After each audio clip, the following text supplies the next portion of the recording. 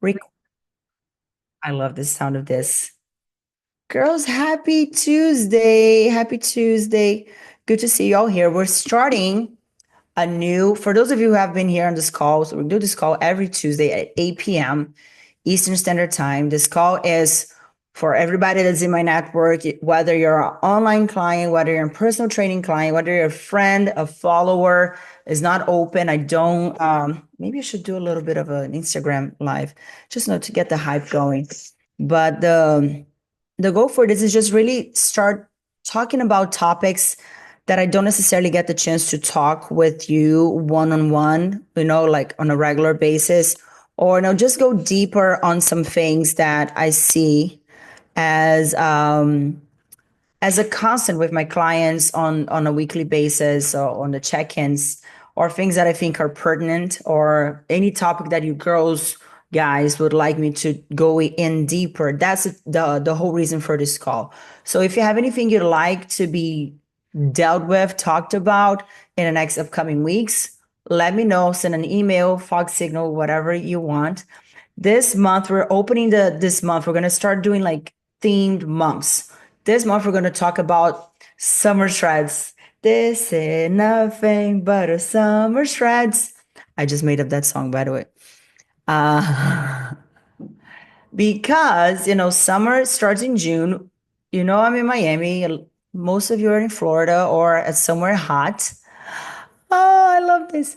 And summer is always. So we always need to be ready.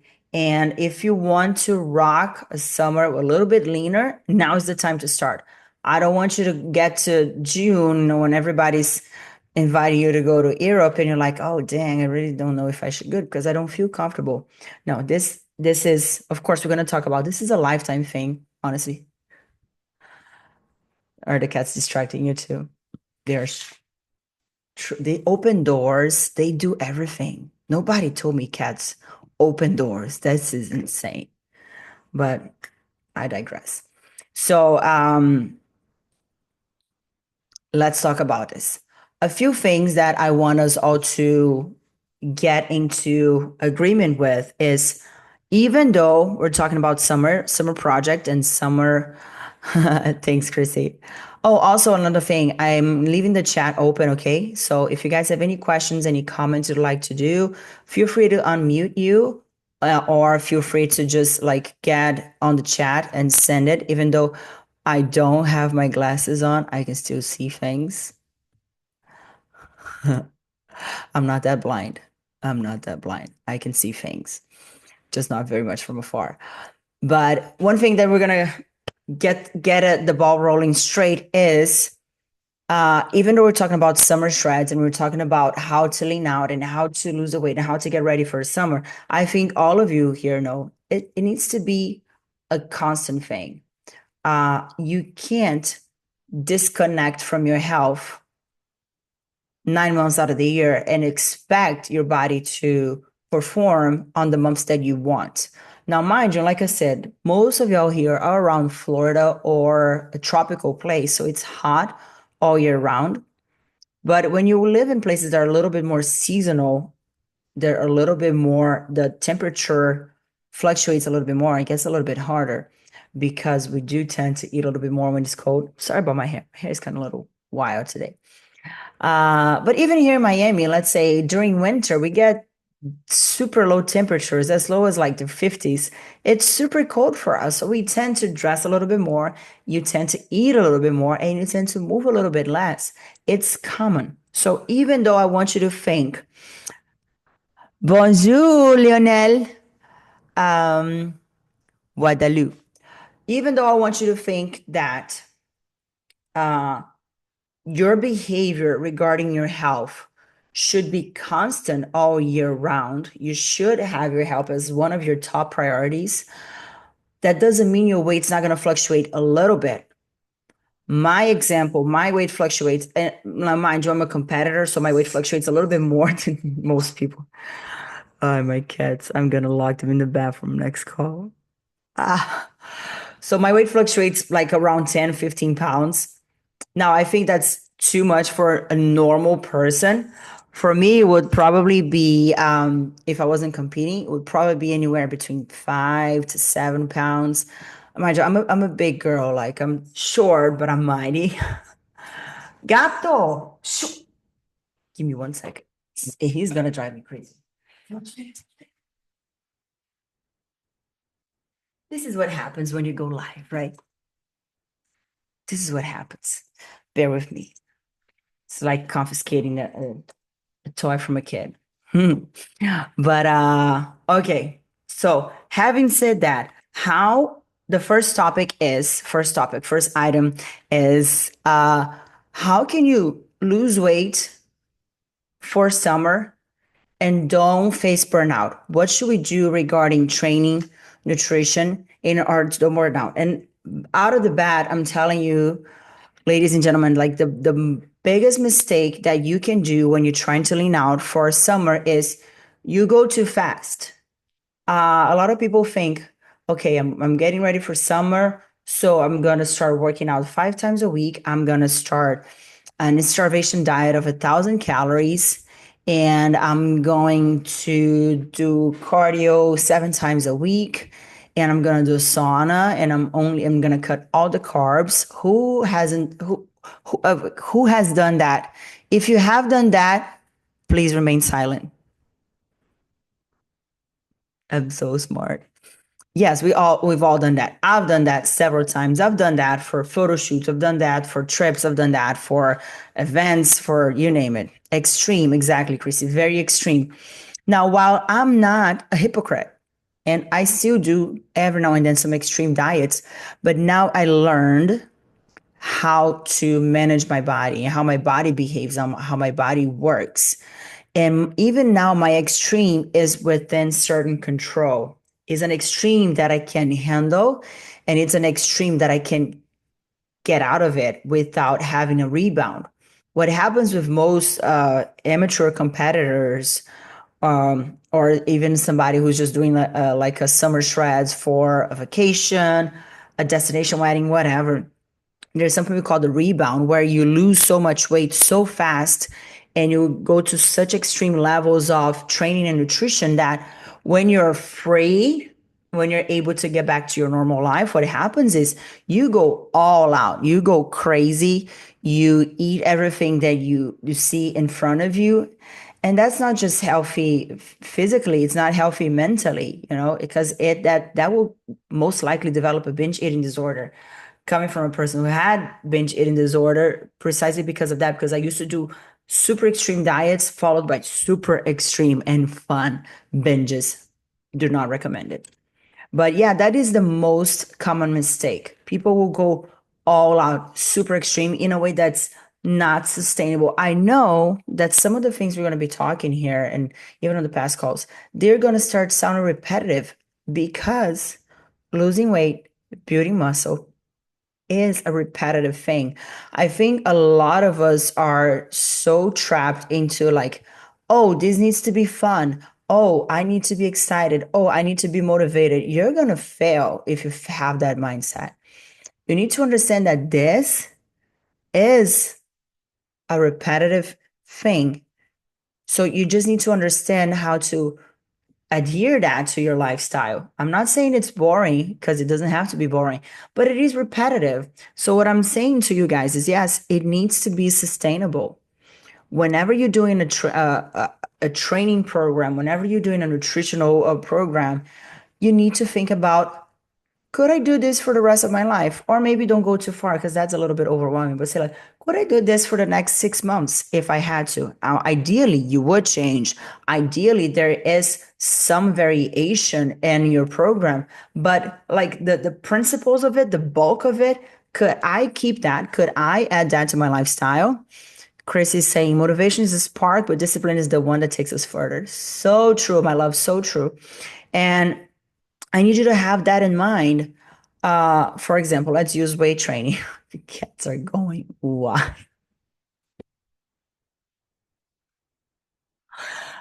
I can't. I'm sorry. And I'm never giving, I'm sorry, guys, from Instagram, we're not seeing the cats. They're not, they're free. They're drug free. I promise you that. Um, let's talk about weight training, right? So weight training. I'm a big voucher for strength training, especially for women. For men, absolutely. For women, absolutely. And I do it. The goal is to get 5 times a week. Now, if you are a person who hates the gym, who hates strength training, who thinks it's so boring, so tedious, it's just bad for you. If I prescribe you a five day split training program, do you think that's sustainable for you? It will not be. It surely won't be. You're gonna be bored. You're gonna start failing. You're gonna start missing. You're gonna start. You're gonna start finding ways of not going to the gym. You're gonna start finding reason for not going to the gym.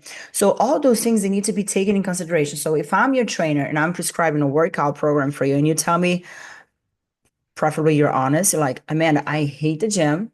I hate the gym. I'm doing it because I have to, but I hate it. Okay, we're gonna start maybe with 2 days a week because I want you to maybe not fall in love with it like I am, because it's a deep, sincere love. But I want you to start seeing the benefits of it. I want you to feel the feeling after, because you might hate it, but I'll be damned if you tell me you don't feel great after it. Everybody feels great after it because it's physiological, it's chemical, it's your brain thrives on movement. Now, if you hate yourself after a session, I think the problem is with your trainer. And in that case, you can contact me. But if done properly, you're gonna feel amazing after a weight session. So what I'm gonna do in order to make that sustainable, I'm gonna start trying to give you feedback and cues. I'm like, okay, remember how you feel after you did this first session?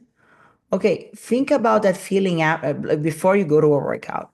Think about the feeling after. Think about the results. Don't necessarily think about the input. Think about the outcome. And so maybe we'll progress to like 3 times a week.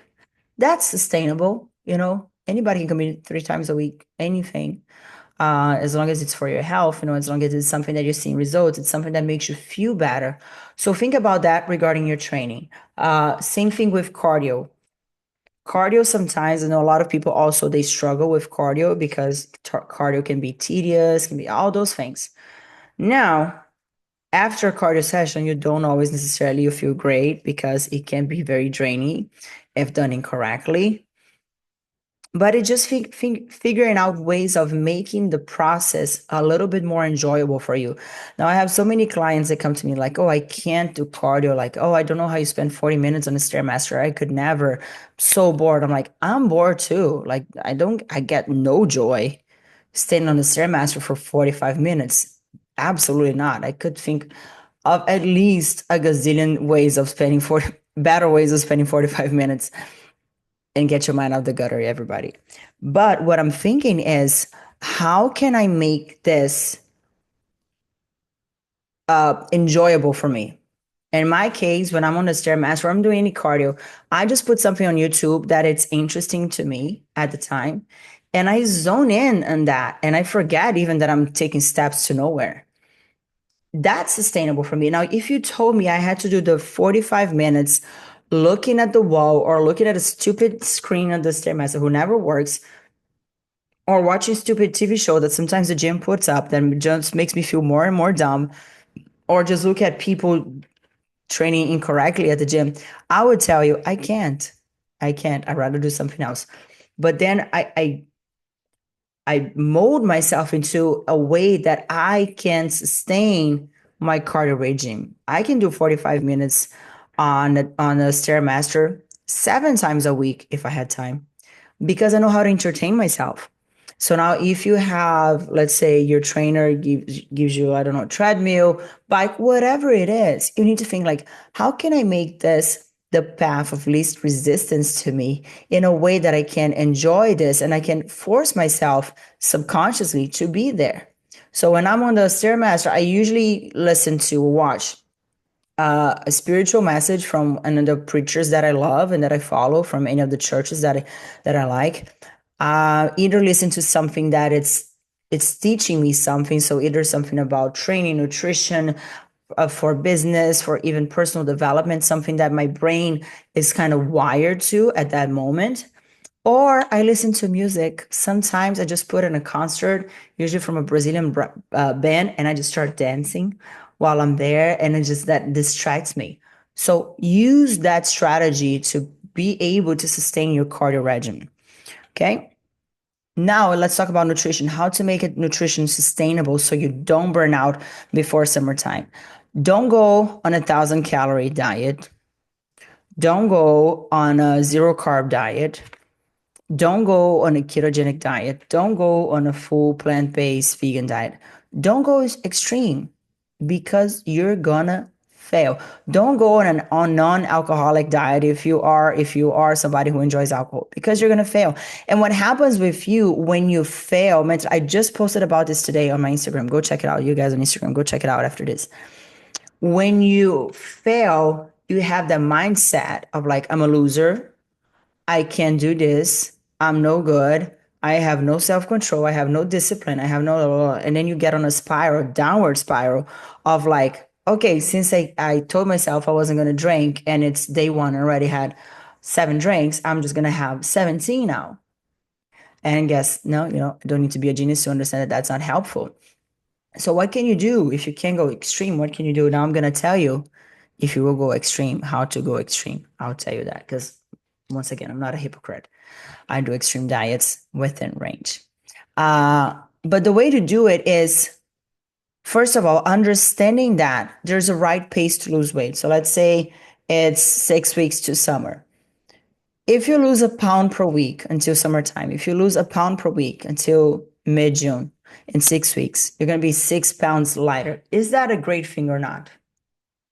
It is, right? For any of us, I don't care if you're 100 pounds or 300 pounds. Losing 6 pounds, it's incredible for anybody. If you do that and you're able to sustain that, isn't it better to lose a pound per week every week than it is to lose 5 pounds in 2 weeks and then the remaining 4 weeks you gain three more, or you gain two more, or you just stagnate? But that's what most people do when they go with those super extreme diets. You have a big result at first, but then you stagnate. Or if not, you get like it fires back at you with the rebound effect. So, how to do that nutritionally? Make sure you eat high protein. I'm just going to start recording these and repeating to you because it is the same thing, guys. It's simple. It just takes time and it takes patience. And most of us are not willing to go down that route, but it's nothing miraculous. It's nothing that's unachievable. You need to eat your protein, eat grams of protein as same as your ideal body weight. So I'm 148 pounds today. I want to be to 140 by the end of next month for my show. I'm eating around 140 grams, 140 grams of protein, not 150, not my weight, my ideal body weight. Um, Eat lots of vegetables. Your carbs should come from whole foods, vegetables, some fruits, some roots like potatoes, cassava, stuff like that. I'm not a big fan of rice, but if you like rice, eat rice. Um, and some fats, healthy fats. There's no secret.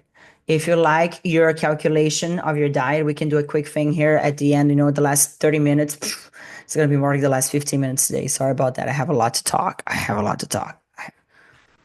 Oh my goodness. I look at this and I saw like, am I going bald or white? But it's just a reflex. What's up, James? But yeah, we can make some calculations. So the last part of the call, I'll set it up for specific questions if you guys want to ask about anything. Got it? To recover, nutrition and training, how to not burn out, how to do it in a way that's sustainable. I need to sorry. I'm so sorry. I need to do like a live cat show. He is wild. Well, that's the girl. She's wild. She's usually not that wild. Oh, look at that. Sorry, the distraction.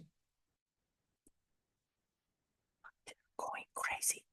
Okay, item number 2 on how to get your summer shreds. I have notes. I need because my mind doesn't remember all those many facts. What people get wrong the most when they go, it's kind of like a repetition of the first topic, but it's most of the times is they go too fast. They go too fast. They overestimate how much they can get done in a week, and they underestimate how much they can get done in, let's say, 6 weeks. Now, let's use the time frame of 6 weeks because that's reality right now. So, summertime, we have 53 days. That is roughly 53, roughly 6 weeks, mid June, I guess, right? So people overestimate how much they can get done in a day or in a week, and they underestimate how much they can get done in 6 weeks. And I want you to understand that if you go slow and steady, I know that's not sexy. I know that's not sexy, but weight loss very rarely is sexy. I want you to look sexy. The route to there is not very sexy. Same thing I always tell about training. Like training to build a sexy physique, a sexy body is not sexy. It's boring. It's squats, it's deadlifts, it's freaking step ups, it's lunges. My clients always like make fun of me, like, can we get a variation? I'm like, you can do like magic tricks, you can do backflips, you can do functional exercises, you can do stupid band exercise. No, it's not stupid. It's not stupid. It's not stupid. I'm sorry. I take that back. I take that back. You can do, everything. It's not going to give you a nice butt. I'm sorry. Just compare the butt of CrossFitters and of bodybuilders. I'm sorry. I'm sorry. This is not a personal judgment. I'm just talking facts. Compare the butt of Pilates girls and the butt of bodybuilders. Compare the butt of triathletes and the butt of bodybuilders. You need to think function. What are you training for? Absolutely nothing wrong with those things I said. Absolutely nothing wrong with CrossFitters, with triathletes, with Pilates girls. What else did I say? Whatever. Absolutely nothing wrong. It's just different functions, different goals. We're here talking about physique. We're talking about aesthetics. We're talking about looking good for summer. Of course, there's a whole health aspect to that. Of course, there's a whole benefit to your general health when you're building muscle. Of course, that is. This side here that we were just talking about, that's functional. This is aesthetics. So don't put pears and apples in the same bowl. So yeah. Then again, training to look good is not sexy. It's repetitive, it's annoying, it's boring, it hurts. And that's why most people are not. That's why most people are not walking around carrying, a super sexy, toned and lean physique because it's annoying. Not only it's annoying, but the diet is annoying. It's annoying. And that's what sets you apart. If you want to build that naturally without surgery, there's a surgery route. Also, again, not pointing fingers. Just because I'm emitting an opinion doesn't mean I'm pointing fingers. It's just if I could get a surgery done and in a month look like I can look with 10 years of workouts, I would. But no surgery imitates the power of hard work and the gym. It can help. I'm totally up for surgery. I'm not against it. I'm looking at some myself that I can do in a couple of years, maybe. Maybe take some stuff here, maybe take some stuff there. We'll see. The doctor told me no, but we'll see what happens. I'm not against surgery, but a workout to build a sexy physique, you can't fake that. And you can't cheat your way into that. It's annoying. It's boring. So back to topic number 2 is like what most people get it wrong. They go too fast and they just don't want to go through it. They underestimate what they can achieve in 6 weeks. If you lose 1 pound per week, that's a very achievable weight loss rate for vast majority of people. Unless you're super, super, super lean, like you're maybe under 100 pounds, which in that case, you shouldn't be losing weight in the first place, okay, girl? But for most people who are carrying around anywhere from over 10 pounds, I would say even maybe 5 pounds extra, 5 and above, 1 pound loss of weight loss per week. It's doable. It's reasonable. I'm sorry. Did I just burp? Did you hear that?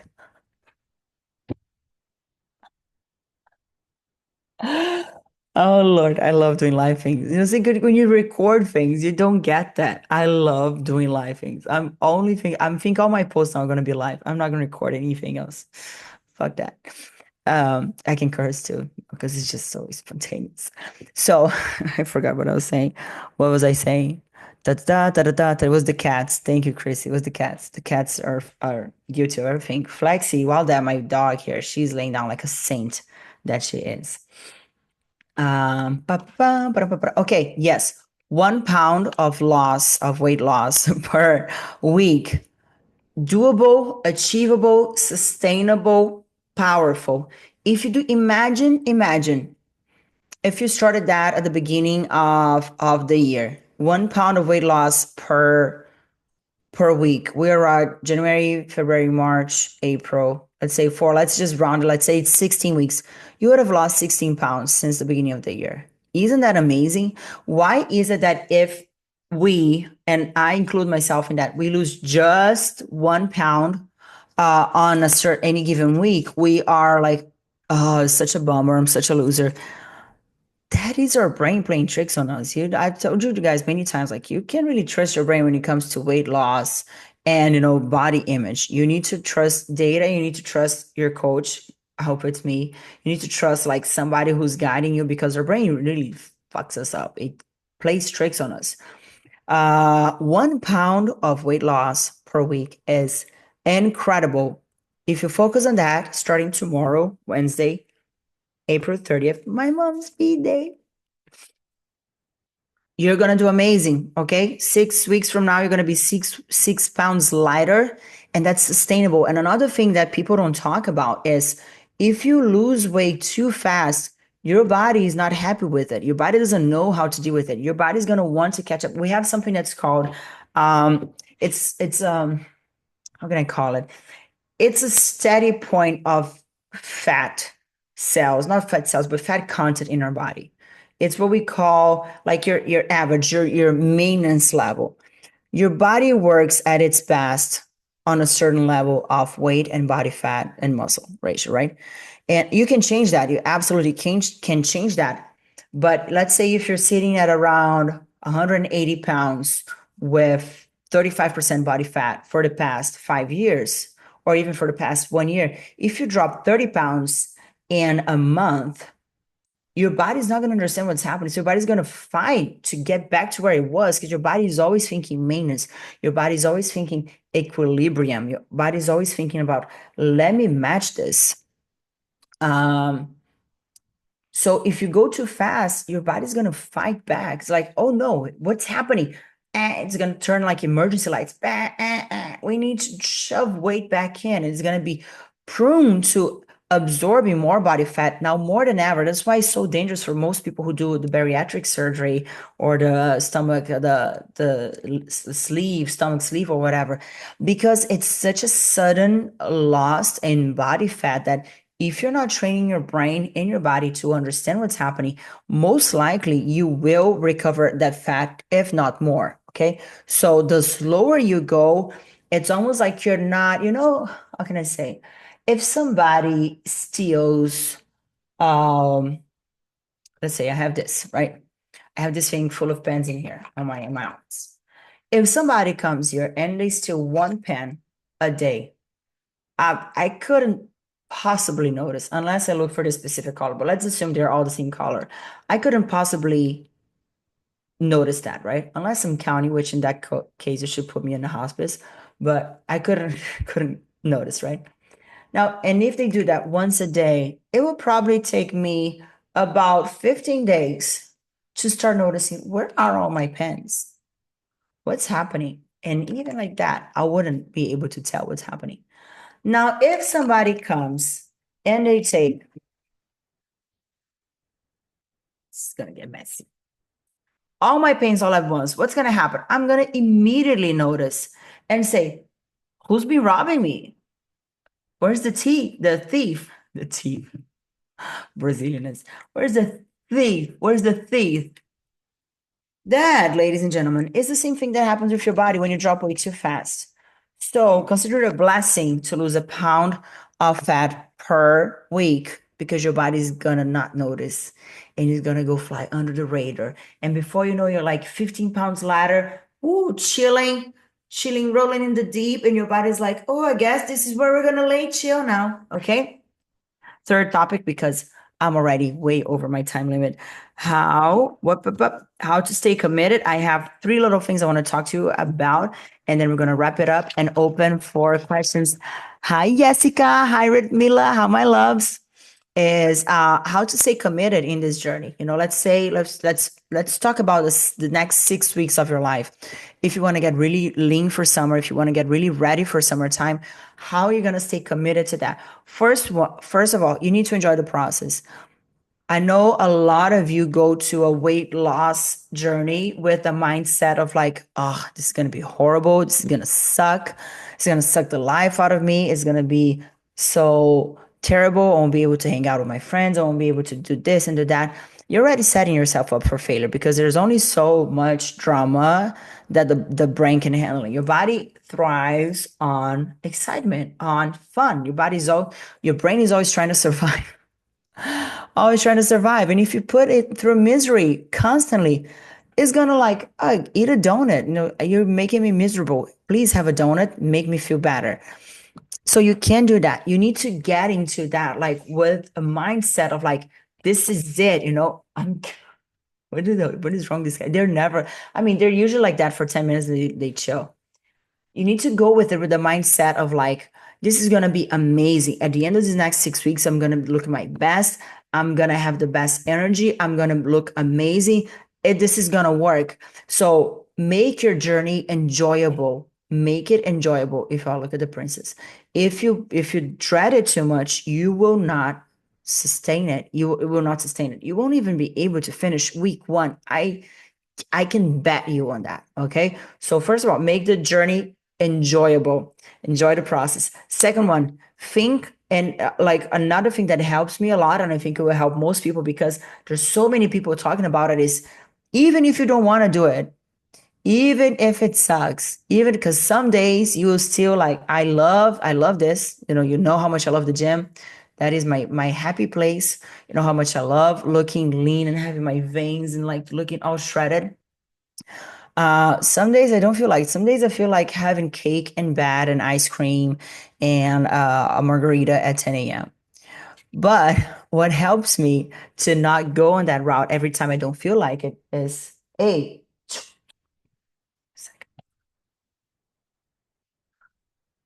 that's how we roll. I learned from my mom. With the flip flops, the heavy hands. But don't worry, no cats were harmed doing this. It was just close to him, wasn't at him. Not get crazy. Don't call whatever me. It's all with love because he was chewing my couch. He can't chew my couch. But back to it. Back to it. You need Jessica's like, you need to think about longevity. Okay. If you don't want to do it for the sake of shreddedness, for the sake of aesthetics, if you're ready to blow everything away and just like give me the ice cream, I need you to think longevity. I need you to think this is gonna be good for me. This is gonna be good for my brain. This is gonna be good for my health. This is gonna be good for my kids, for my grandkids. Give me a second. Look. I swear, they're like kids. Oh, look at the mirror. Thank God I'm dressed. Lord, this is dangerous. Thank God I'm dressed from the waist down. I never take Zoom calls like just from the waist up. By the way, TMI today. This is why this needs to be an intimate call because there's so much unfiltered. That's what it should be called. Unfiltered coaching calls. I think I'm gonna call this. Okay, back to it. Think longevity. If you don't want to do it, if it sucks, if you're like dreading, if you're struggling, think about, if I go to this workout, I'm preventing Alzheimer's. If I build muscle, I'm going to get more mobility. If I do this, my chances of getting cancer reduce drastically. I know it's kind of like morbid. It's not. It's not. But you need to think those things. The mic was covering the mirror. Yes. Oh, on Instagram, Jessica, but on Zoom they can see everything. But I am dressed. I do have shorts on. Okay. And topic number 3 is I want you to think about if everything, like how to stay motivated, is set small goals and celebrate them. I don't want you to be happy just when you lose the 6 pounds or just when you lose the 10 pounds. I want you to be happy when you lose each pound. So how about instead of thinking, okay, 6 weeks from now I'm gonna be 140. You guys see me like I'm starting to post that back on Instagram. Now that I'm back on my weight loss journey, every time my scale drops, I celebrate it every single time. I do a little video from my smart scale. I share it. I'm like, yeah, like from last weight and to this, I think I dropped zero point 0.6 pounds or zero point 0.8 pounds. That's enough reason for me to celebrate. I don't need to wait for me to be 140 to celebrate. I'll celebrate now at that way. I went from 149.7 to 148.8, I guess. Celebrate small wins, small goals. Celebrate. Why? Because that's gonna make it. That's gonna like do it's gonna feed the enjoy the journey thing. Because when you celebrate yourself with the small wins, you're gonna be like, I'm winning. Instead of think of the win just when you lose the entire amount of weight that you do, celebrate the small wins. Each little win counts. That's it. I shut up and we're open for questions. Oof, oof. I keep trying to get those in 30 minutes. I don't think I can. It's too much to talk. Maybe I should reduce the things I'm covering. Or maybe I should just go 40 minutes. Yeah, I think 40 minutes is a good time, right? Oh, thank you, Fabienne. Consistency is key. Guys, I want to answer questions. Send me questions right now. Thanks, Kelly. I want to answer questions. I'm sure you have questions. You guys on Instagram, if you want to send questions to send questions. I want to answer questions about your nutrition. Tell me what you need, what's your struggle in your nutrition. I have all the answers. Just kidding. I don't have all the answers, but I do have lots of answers. Should we wait on a daily basis? Fabian, depends on a lot of things. So if I'm talking about, yes, keep bringing it on, bring the questions. It's like fuel for my soul. I'll answer them all. Okay, Fabian, if we're talking about physiologically, should I weigh in every day? Yes. Why? The weight fluctuates on a daily basis, right? You're gonna weigh in one day 148, you're gonna weigh the second day 149, 148.5, 149.2, 147.6. The weight fluctuates daily because it's things are constantly happening in your body. So ideally, the best way to understand your progress from week 1 to week 2 is get the average of all the weights you did in a week, add them all up, take the average, then you're going to know like, okay, this is more of an accurate measurement of my weight. And you do that each week. Because if you just compare, let's say, on one specific day of the week, that day you might have been, you might be getting your period, or you might have been fighting the flu, or you might just have some poor indigestion on your body. That's not going to be a pure reflection of your true weight. So physiologically speaking, yes. Um, Now, if we're talking about, we need to consider the person as a whole, right? Waiting every day can come as a burden to some. I actually was just having a call with a beautiful lady today about this. Uh, and it's sure for me, I've been through that in a while and for a long time actually. That every waiting, if I saw the weight coming up, it would ruin my day. Literally would ruin my day. I was there for a long time until I started understanding how to disconnect myself from the weight on the scale. And up to this day, like I can weigh myself. And if it's a higher weight, I'll be upset for like 30 seconds. But I'll just know, I'll just disconnect because I've done this for such a long time. I understand now. But if it's going to trigger you, if it's going to bring anxiety, if it's going to be like any type of negative things for you, then I'd rather you not wait at all. Or maybe there's a Lane Norton, he has a fun strategy on his book, Fat Loss Forever. He says, weight is good. It's just data, honestly. It helps you to understand what's happening with your body. Because in reality, you're not gonna feel better on the mirror if you have a certain number or not. It's a visual thing, okay? But maybe you can weight yourself, and that's something very triggering to you. You can ask your partner to write down your weights, and you looked at them later, like a week later or 2 weeks later, or just send them straight to your coach, something like that.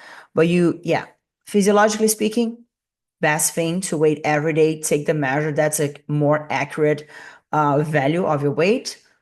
Now have those things in consideration. Is it triggering you? Is it bringing you anxiety? Can you detach yourself from the value on the scale and understand that that's just data and that some things happen in your body that we are not in control of? Take all those things into consideration. Also, if you are, and that's just for us ladies, if you're in a bulking phase, where you're just like recomping, you're just giving your body time to rest and repair, you're just like chilling, you're on a vacation, then don't. You don't need to weight yourself. Think of weight as a way of helping you achieve your goals. That's all. And if you're in a good state, you're like, I'm just maintaining, I'm chilling, I'm happy with where I'm at, then there's no need to wait. Okay. Let me know if I answered that or if you'd like me to go deeper in any of the topics. Let me answer a question from Instagram before I lose it. But I'm going to answer. Jane, you guys, you make me so happy. I'm going to cry. I'm going to answer all the questions. I love you so much. Franco is asking, what do I eat in the morning? Franco, I'm not going to go into quality of food or choice of food. I'm going to go into macros, okay? What you should eat most definitely for a guy, lots of protein. You can cap on your carbohydrate too. One thing that I would say is that lots of protein, it would be probably at least 30 grams of protein. I would say you can even go a little bit higher, maybe 40, 45. And then you're going to choose your macronutrient, carb or fat, depending on your day. I usually say, and that's for guys and girls who are trying to lose weight, if you're trying to bulk up, eat all the carbs, eat all the fat, put those calories to work. If you're trying to lean out, and because we're talking about leaning, I assume that's what you want to know, I would leave my carb intake around my workout. So let's say your breakfast is your pre-workout meal, then cap up on the carbs. Or your breakfast, you went to work out on a fasted state, even though for most of our ladies, I do not recommend that as much. But let's say breakfast, it is your post-workout meal, then also cap up on the carbohydrate. If it's not, if it's just a regular meal, maybe do a medium carbohydrate and a medium fat intake. And that could be, if you're talking about 30 to 40 grams of protein, that could be like 3 to 4 eggs. That will be 18 to 24 grams of protein, and maybe some cottage cheese or some Greek yogurt or some turkey bacon. All those keep adding protein. I love avocado for breakfast. I think it's a great mix of carbohydrates and fats, a little bit of protein, but it's also great fat, great omega. So hopefully I answered that. That's it. Now let's go back to the Zoom. Kelly, how do you know what to eat each day? Kelly, I mean, unless you have a little bit of knowledge in nutrition, it's hard to know that because it's so confusing. What's the information that is out there, or unless you have a coach to tell you what to do. But I'm going to try to give you the best answer possible. Okay. So let's assume you are on a leaning phase. You're trying to lose, let's say, because that's the topic of the day. Let's assume you're trying to lose those 5 to 6 pounds. You need to be able to calculate your maintenance calories, which that would be your basal metabolic rate times how much you move during the day. It's a calculation that's easy to do. If you go on Google and type in calculate my maintenance calories, it's going to ask you for your sex, of course, your age, your height, your weight, and you're going to get that.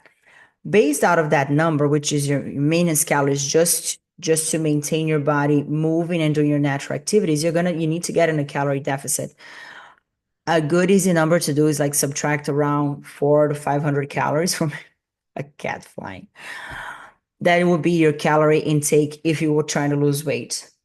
Based out of that, I want you to eat high protein. Just because high protein, I don't care if you are 20 years old, 70 years old, we need a lot of protein. I think it's just a natural thing. Most of us under eat protein.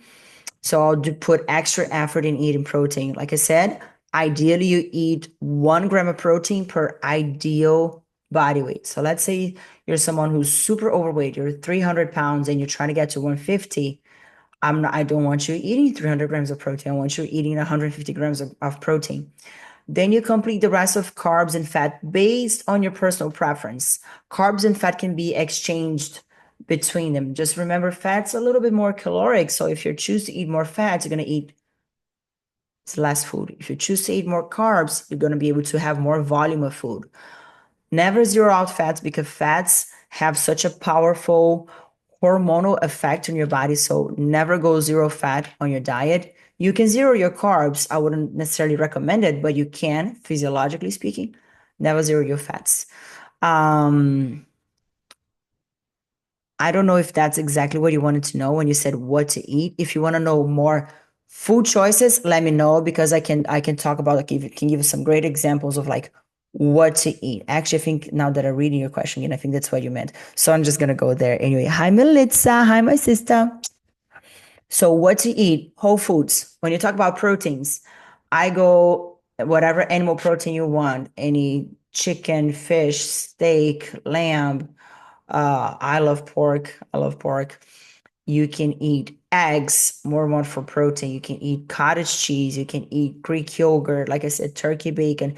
If you're vegetarian or vegan, options get a little bit harder, but there are some options. I'm not a vegetarian specialist, so I'm gonna not say so many options about that because most of the high protein foods that you see, you can talk about beans, you can talk about quinoa, you can talk about leafy greens, you can talk about, and now we can get into the like protein powders like pea protein, hemp protein. There's all these options. If you talk about carbohydrates, what do I recommend the most? Vegetables, fruits, roots, which is like potatoes, like I said, cassava. I recommend, like I said, I'm not a super big fan of rice, but you can do rice. You can do quinoa. What else? You can do some pasta, like if you want, just adapt the measurements. I can do bread or like a little bit, some bread is good. Not a problem with that. Da, da, da, da, da, da. Yeah, those are mainly the carbs. Some people oatmeal too. It's like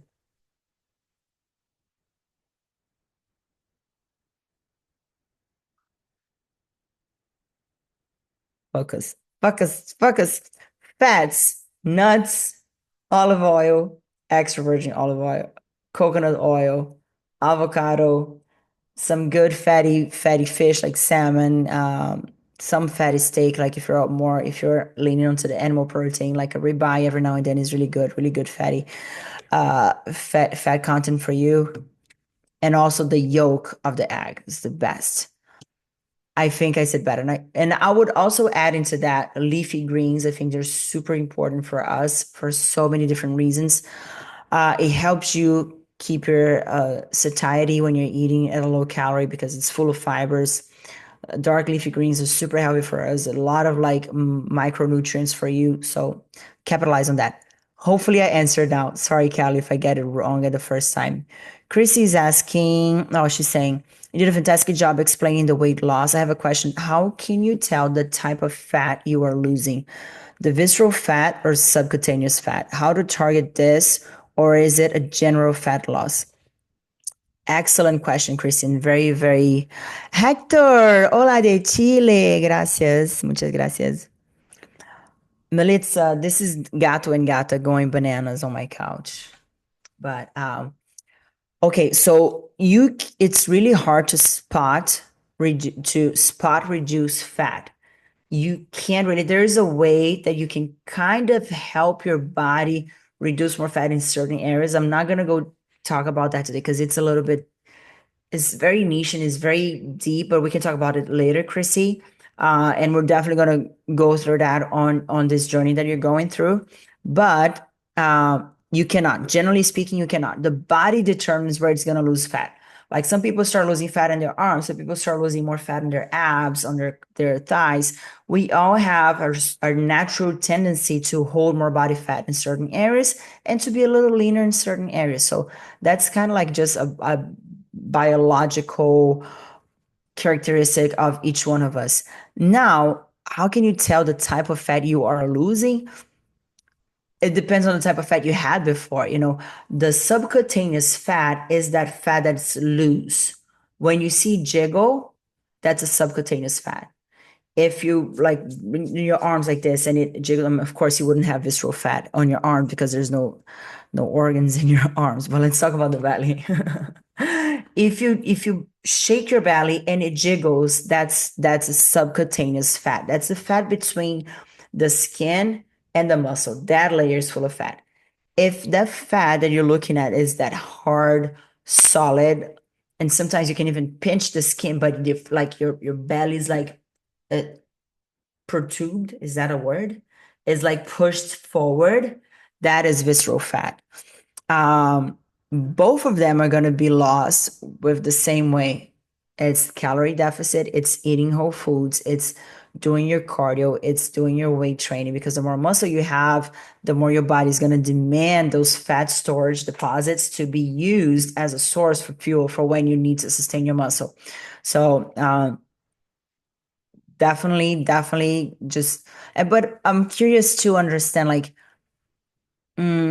how to target this or that for general fat loss. You can't really target, my love. Yeah, your body's gonna respond equally. Not to my knowledge. Now you give me a question. I don't even know there's a study on that. Let me take a note because I wanna dive deep into that and see if there's any ever study done by that. The ratio between visceral fat and subcutaneous fat loss. Such an interesting topic. See, though, that's why I love when you do questions because it sparks conversations. I'm gonna do that research. Um, Kelly's asking, is waiting the best way to know if what you're eating is working? Not necessarily, Kelly. Not necessarily, because like I said, weight is just one piece of data that helps us understand. Now, you can be losing weight but getting fatter. How would that be possible? When you lose weight, if you lose muscle mass, the ratio between your muscle mass and your lean body mass is going to increase. So that means you're getting fatter, not from weight, but because you have more fat tissues compared to the rest, fat body cells compared to the rest of your body. So that's tricky. So just weighting yourself is not enough. It really has to be a combination of weights. Um, okay, let me rephrase that.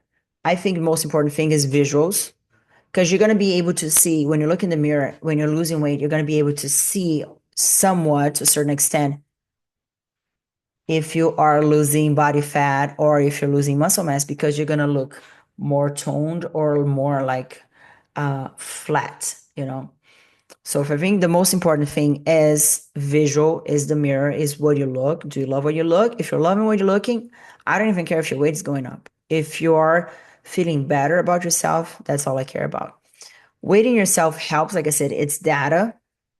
Just the weight won't tell us much. But if you can have, like, I just got a smart scale that gives me proportions of lean muscle mass, fat mass, visceral fat, muscle mass between limbs, and like water hydration. So that all helps you understand what's happening with your body. Am I losing weight? But is that weight that I'm losing, is it from fat mass or from muscle mass? That's really important. Um, yeah, so the third way would be like to have a proper body composition evaluation from you. That can be with calipers, those things that you pinch. That's an old school way of doing it. It can be like an in-body scan that you do in most gyms. It can be a smart scale like the one I have here at home. If you want, actually, let me share the link with you guys here so you can take a look what I'm talking about. Um, can be, it could be like a DEXA scan, which is something a little bit deeper, but super, super accurate. Okay, scale. Give me a second. Smart scale. Perfect. Got it? Perfect. So let's go back here. What do you recommend as a pre-workout fuel? I typically work out fasted. So my love, working out fasted has, I know a lot of us used to do that. I used to do that a lot. I used to be so crazy. I used to wake up, not drink water, go to the gym, do 50 minutes of Stairmaster, sweat my non-existent balls off, and weigh myself just because I wanted to look to see smaller numbers on the scale. See how fucked up it is. So that's, I don't recommend that. Once again, follow follow my example of what not to do in the past, and follow my example of what to do now. Most of the times, sometimes don't follow my example, but some studies have been shown lately that it is recommended that, and I started doing that with me first to try and understand it. Now doing it with most of my clients, that it's recommended women Most women, but women over 30, 35, absolutely to eat a small amount of protein and carbs before you do anything, especially even if you're doing a workout. Like try to have 10 or 15 grams of protein and carbs before your workout. Why is that? It's actually, I was watching her podcast today, Dr. Stacy Sims. She's a PhD in is it sports nutrition, sports physiology, I guess, sports physiology. Um, and she was talking about that for us women, it's much more of a brain response that the protein has than it is a physiological response on our body, because our hypothalamus is what understands the signal of that food in your body, and it will understand, oh, we have something happening in our body. We don't need to go look for our storage that's going to come, some from muscle, some from fat. So it is recommended that you eat a little bit before you go work out. And also, even if you didn't work out, Dr. Stacy Sims also says that within the first hour of waking up, for us women over 35 who are statistically losing muscle mass, if we don't do anything, our body's going to be losing that fat mass, that muscle mass. It's beneficial that you have that protein within an hour so your body can understand, same thing, the signal to the hypothalamus that like, I have something that I'm working with right now. I don't need to worry about looking for a fuel anywhere in her body because she's feeding me. So once again, like I said, 10 or 15 grams of protein if you're just living, 10 or 15 grams of protein, and 10 to 15 grams of carbs if you're working out. That can be, and you know, those little yogurt containers like Chobani or something, that's around 15 grams of protein. That's what I've been having in the morning. Sometimes I wake up a little bit hungry. So there's a yogurt called Ratio that has 26 grams of protein per little container like that. So, you know, if you're somebody who's not hungry, doesn't want a lot of volume, that's also a good indication. And maybe like if you're doing a heavy set, like a heavy leg day or heavy cardio, maybe add like half a banana, maybe some blueberries. That would be a good thing for you because you know it's not a lot. You're not gonna sit heavy on your stomach, but it's gonna make so much better for your workout. And try to have that if you can, like wait like 20 to 30 minutes and then go to your workout. Don't eat and immediately go to workout. Pam, param, param, pam, pam. If you work out fast, it definitely spikes cortisol, Chrissy. Yes. I mean, working out on itself spikes cortisol because it is a stress response to your body. But working out fast, it not only does that, but it elongates like that cortisol response. But also, it's like your body's gonna, because we used to have that mindset of like, and like I said, that's why in fitness and health, you need to just keep studying and trying with your body because science discovers things all the time and it changes all the time. Because I know for the longest time it was like train faster because you're gonna like burn body fat. And there is some truth to that. But what they've discovered recently, not that recent, but you might burn more body fat while you're training fasted, but you burn less body fat throughout the day. Now, if you train on a fat state, meaning after you had something, you're going to burn less body fat while you're training, but you're going to burn more throughout the day. So at the end of the day, they even out. But yeah, definitely not just spikes cortisol, but it has that effect on us women that like we're trying to hang on to dear lives on our muscle mass, that it kind of not the most optimal way of building muscle, you know, if you're training in a fast state, let's put it that way. Another question from Instagram. Hi, Amanda. Nice to see you. How many straight weight training days are recommended? I feel my body's swollen from weightlifting. If that makes any sense. It definitely takes Riva likes bagels. Okay, sorry. Sorry, Riva. Oh man, I crack myself up. Um, it depends, my love. It depends. It can be as little as 3 and as many as 6. If you're feeling swollen, one thing that you can do is you can do better splits of your muscle groups that you're training. So let's say if you train 5 days, I'm gonna share my split. My split's a little bit crazy. Okay, let me share other people's split. Let me share most of my clients' split, and then I'll share mine.